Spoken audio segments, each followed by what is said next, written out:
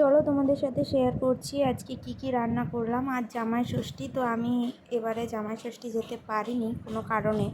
তো চলো দেখো আজকে আমি কি রান্না করলাম জামাই ষষ্ঠী স্পেশাল। তো বরকে তো কিছু খাওয়াতে হবে, রান্না তো বন্ধ দিতে হবে না।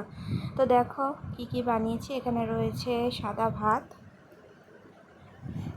মনটা সকাল থেকে একটু খারাপ, যেহেতু যেতে পারিনি, কিন্তু তাও রান্না তো করতেই হবে।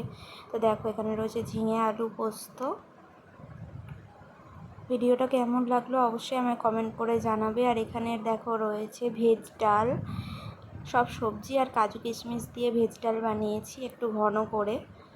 তো ভেজ ডাল খেতে তোমরা কে ভালোবাসো অবশ্যই আমাকে কমেন্ট করে জানিও।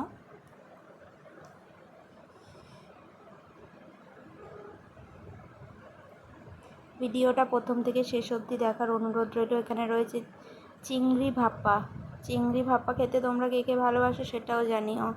আর এখানে রয়েছে কাতলা মাছ আলু দিয়ে ঝোল। এইগুলোই আজকে বানিয়েছিলাম জামাই ষষ্ঠী যেহেতু একটু মানে স্পেশাল বানানোর চেষ্টা করেছি, কিন্তু কিছুই স্পেশাল না, সবই ঘরোয়াভাবেই বানানো। তো এটাই ছিল আজকের মেনু।